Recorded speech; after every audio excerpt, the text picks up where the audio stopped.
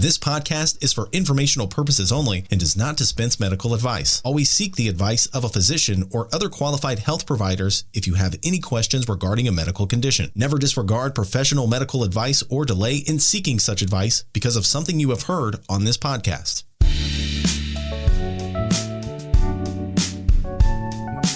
Welcome to a show that we like to call Prostate Cancer Real Talk. Did you know that in the U.S., 1 out of every 8 men will be diagnosed with prostate cancer during his lifetime? 1 out of 8.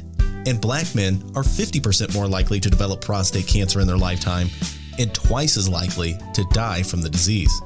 But hey, we're not here to quote statistics and tell you how tough prostate cancer can be. Rather, we are here to create a supportive community of survivors. A place where we can discuss the real-life coping methods from the perspective of a married couple who are living through it day by day. Our hosts, Elle and Shay. This is Prostate Cancer Real Talk. In this episode, we welcome Simon T. Bailey. Simon is an award-winning keynote speaker who teaches people how to harness their strengths, how to bounce back stronger from setbacks, and build a life of meaning. His personal life journey is a living example of resilience, from overcoming academic hurdles in high school to enduring personal hardships, including divorce and his battle with prostate cancer. Each chapter of his life has fortified his resolve to lift and inspire others. With the Disney Institute as the launch pad for his career, he has left an indelible mark on over 2,400 organizations across 54 countries. His clients include American Express, Deloitte, Visa, Signet Jewelers, and Taco Bell. A full listing of Simon's books and links to his motivational speaking engagements are posted on our guest speakers page on our website. Elle and Shay, take it away. So Simon, let's go into Simon T. Bailey motivational speaker mode. Okay, so let's just imagine that you were speaking to, and we saw some of the audiences of thousands of people that you speak before. But let's imagine that you are in front of that room full of people, but those thousands of people are men and their families with prostate cancer or prostate cancer diagnosis or what. And you are a motivational speaker. What do you have to say to them to encourage, uplift them? How do you motivate them, even though that they're going through this challenge? I heard a quote from a wisdom teacher a number of years ago, a guy named Mike Murdoch, and he said, losers look at what they're going through while champions look at what they're going to. And I never forgot that. So I would say to everyone listening to us is you're a champion, and what are you going to? How do you begin to look through the windshield of what's possible instead of staring at the rearview mirror? That's number one. The other quote that has moved me, and this is from the actor Leonardo DiCaprio, he says, every next level of your life will require a different you. So when I think about that, who are you becoming in the midst of what you are experiencing? Because you can realize that life is not a remote control. You can change the channel on your vision. So what are you telling vision about where you're going? I think the third thing and final thing I would say in this regard, and this really kind of encapsulates all of my work over the last 22 years, is when you tap into your brilliance, and we did some proprietary research, national study, asking working Americans, how do they define brilliance? And they define brilliance as creativity, intelligence, and confidence. I want to drop a pin in confidence just for a second. When you are experiencing a diagnosis such as prostate, it impacts you, it impacts your family. One of the most important things you have to hold on to is your confidence in yourself, because your confidence has a twin called hope, and hope has a first cousin called possibility. And when confidence, hope, and possibility get on the same page, you take control of the steering wheel of the future and drive into the future, not being driven by the backseat passengers of fear. Your life is over. You're going to die. And that's why I said, see yourself as a prostate cancer thriver, because a thriver is a champion who looks at what they're going to instead of a loser looking at what they're going through. Wow. Really, really great advice and information. And as far as children are concerned, how was your conversation with your children about your diagnosis, and how did that go? And what do you have to say about other prostate cancer parents? How do they handle that dialogue with their children? My children thought I was going to die. My children were dealing with divorces like death by 1,000 cuts. And so daddy has a diagnosis. Dad and mom are divorcing. What does this mean, to me and to us? So there was a lot of mourning about what wasn't about to happen, because I was not going to die. I needed to live for them, for myself. And so we had some really frank conversations. I just had to model for them resilience and also forgiveness. Let me just drop a pin in forgiveness. So the day I signed my divorce papers, I went to a restaurant. I'm sitting at the restaurant, and a buddy of mine, Bob, walks in. I hadn't seen him in about 20 years. And Bob says, "How's it going?" I said, "Man, I just signed divorce papers. I'm dealing with prostate, blah, blah, blah." And the first thing Bob says to me is, "Simon, I was married for 39 years, and I went through a divorce. And I'm going to give you a piece of unsolicited advice." He says, "Whatever you do, pay your alimony with joy." And I looked at him like he had four heads. And he says, "I'm going to go a step further and pay your child support with joy." And then we talked a few minutes, and then he left. And when I tell you, that was the best piece of advice I could have ever received from, yes, a Black man who said, pay your alimony with joy, pay your child support with joy.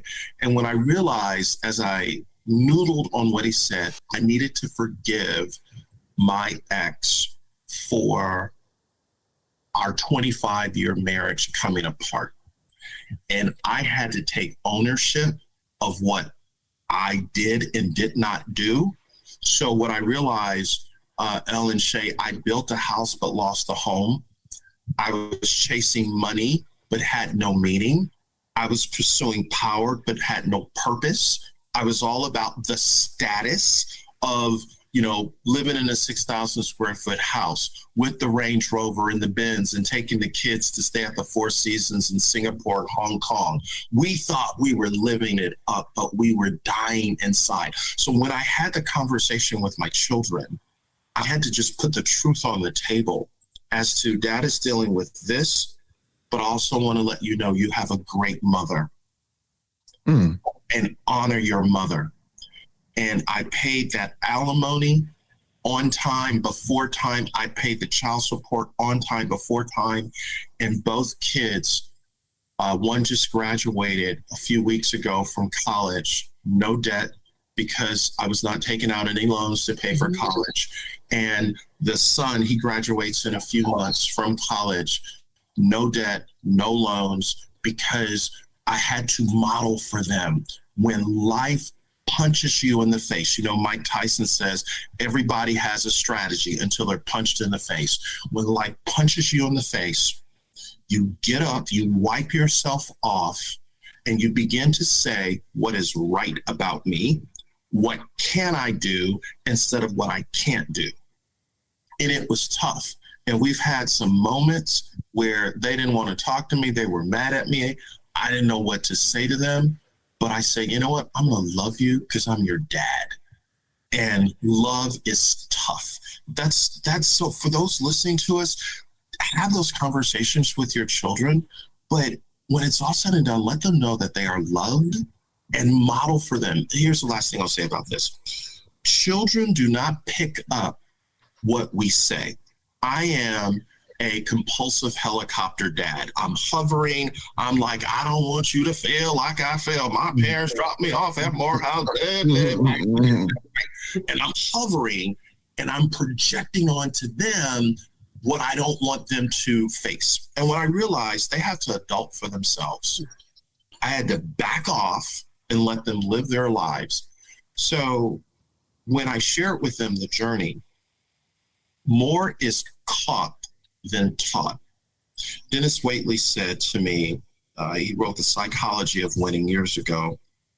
He said one of his things he discovered as a father is sometimes a father gives to children loot and things instead of roots and wings. And I realized I needed to give them roots and wings going through the whole cancer scare. Wow.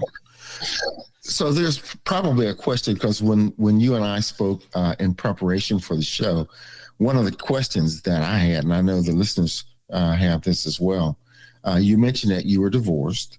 And the question that I had for you, which you answered, and what I'd like for you to share, is that your prostate cancer diagnosis, it didn't have anything to do with your divorce. Am I correct in that? Right, it didn't. Mm-mm. Okay, so I just wanted to clarify that with people in case they were wondering. Just a reminder, to ensure that you stay up to date on the latest episodes from Prostate Cancer Real Talk, don't forget to hit that subscribe and like button. So, Simon, if you don't mind, can you tell us exactly what year or how long has it been since you were diagnosed with prostate cancer? I was diagnosed with prostate cancer in January 2019, January 18th, 2019 to be exact. Okay, cool. And so you have gone on, and God bless you, and you're surviving and thriving. You've remarried. And yes. How is your relation with your new wife? So the young lady that I had mentioned a moment ago that I met her on this journey of going through prostate cancer. So I had just got the diagnosis, and then I met her and had to say, hey, this is kind of what's going on. I have since married her, and she has been a rock. She has been a prayer warrior. She has been, they used to say, beside every man or behind every man is a good woman. Yes. I'm going to flip that. I'm going to say in front of every man is a good woman, saying, Joker, you going to make it. Yes, exactly. Am I allowed to do an amen on that one? Amen. And so, Simon, okay, because, we get a lot of comments and a lot of listeners, and it is so true that men want to know my decision making has to be based on my intimacy and my ongoing sexual relation. It's just a fact of the matter. It is what it is. So, yes. So you haven't had any challenges, because I will say that with the surgery, it takes a while, and I applaud your decision making and the research that you did, because it is not easy. After surgery, we've not had one guest that said, boom, right after surgery, like within a month or 2 months, I was back, in a sexual relationship with my partner. It takes time. So you guys have not had any issues in that area? No, knock on wood. Once I started to do the work, and when I say do the work, after the high dose radiation, doing my part and going back and getting checked up and getting the thumbs up from the doctor, by the time Joni and I got married, we were good to go. And here we are 4 years later. We'll be 4 years in November of this year that we've been married, and no problems whatsoever. And I also, I should probably just drop a little note here. What I've begun to discover in going through this whole journey is that men, as men, we need sex. Yes. But a woman needs a conversation. She needs communication. A woman is moved by words. So what I had to begin to do is, if Jody was talking in Beethoven and I was talking Charlie Brown, I had to upgrade my language to communicate with her in an intimate way that allowed, as I was healing, by the time we truly were intimate, she was already there with me. So I had to learn how to grow just in my development as I was growing, with needing what I needed as a man. Oh, that's awesome. You have an amazing story. And I know the listeners are going to get extremely encouraged by your story, because they, with that diagnosis, the guys are really, kind of depressed, in a slump, so to speak. And they just, we really hear stories where guys will not make a decision. It's simply based on the sex. And it's important in a relationship, but we also want the guys to be, make some sort of decision, whether it's radiation or chemotherapy or surgery. In your case, like I said, you're the first guest that we've had that have had radiation. Every single guy that we've talked to, they went the surgery route. I don't know, in Elle's case, and I don't know if he discussed this with you, he did the surgery, but Elle's cancer was right at the verge of getting ready to spread outside of the prostate. So actually for him, radiation, it was an option, but it was not an option that Elle felt comfortable with. Is that right, Elle? Yeah, and I do want to address that, and thank you for bringing that up. My decision was, I considered radiation, but I elected surgery for two primary reasons. One was the frequency that was required for the radiation treatments. We live, a pretty considerable way away from the hospital where I'm being treated, and the frequency of journeys to and from the hospital, that was going to be somewhat impractical for us. And then the other thing, and this was the decision maker for me, when my surgeon told me that when you have radiation, the likelihood of surgery down the road. So let's just suppose you have radiation and, years later or a year later or whenever, at some point in the future, if the prostate cancer returns, then the surgery option is off the table. Okay. It's sort of like a one-way street. For me, my personal, that frightened me. Okay. So I wanted, I wanted to bring out the knife. Okay. Just to get this thing out of it. So that was the comfort level that I wanted. And then, I discussed it with my wife. Now my Gleason score was 3-4. I think you said yours was 6-7. Yes. Right. So, after my surgery, the surgeon came and he explained to Shay and I, he said that the disease itself was just getting ready to come out of the prostate. So it was getting ready to spread. So in retrospect, for me, that was a good decision.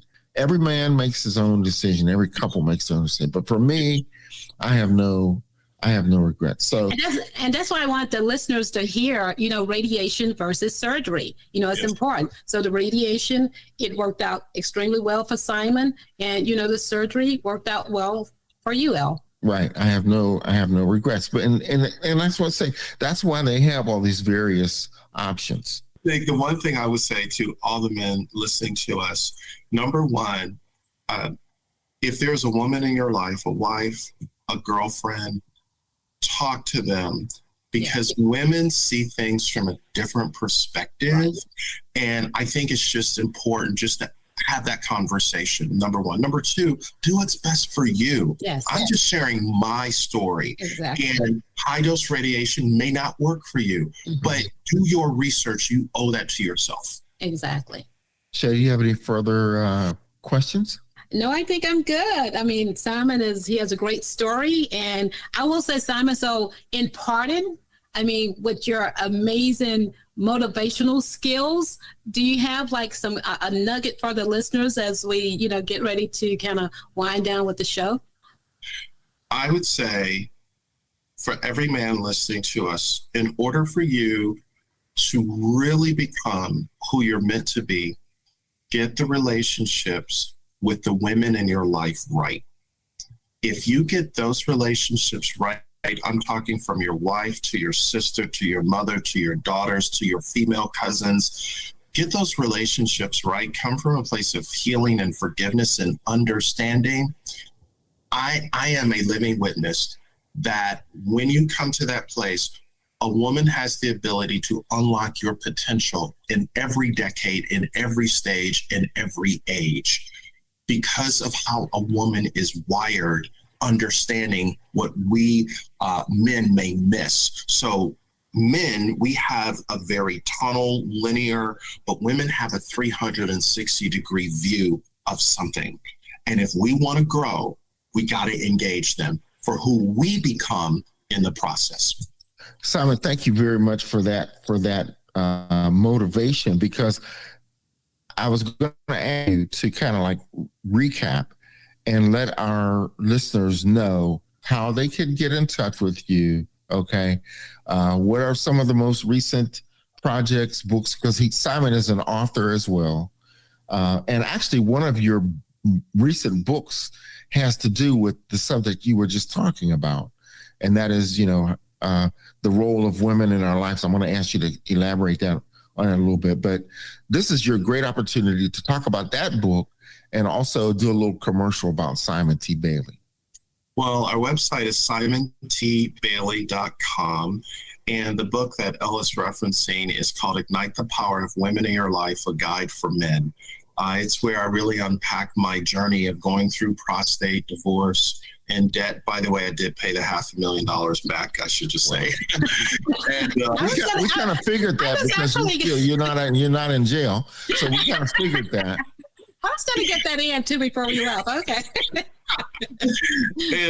and so Ignite the Power of Women is really a departure from motivation to talk about how do I show up as a father, as a man, as a guy who wanted to get married again, got married again, just that whole journey, dating. I mean, how do you get a prostate diagnosis and you date? Like, yes, exactly. that's a whole nother session. Yeah. Right. So anyway, simontbailey.com, all our information is there. And our latest book is Resilience at Work, which is also a part of this journey, because you go through prostate cancer and you thrive, you understand resilience.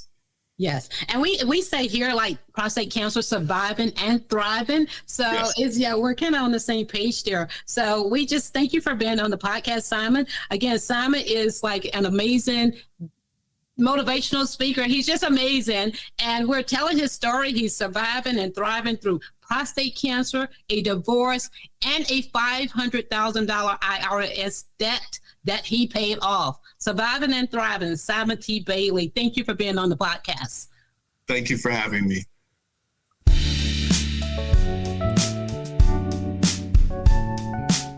To find out more information on the guest you just heard or previous guests and a list of Prostate Cancer Real Talk episodes, visit our website, prostatecancerrealtalk.com.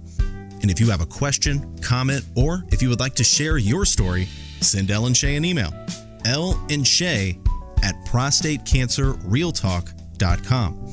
That's LEL and Shay, SHAY, @prostatecancerrealtalk.com.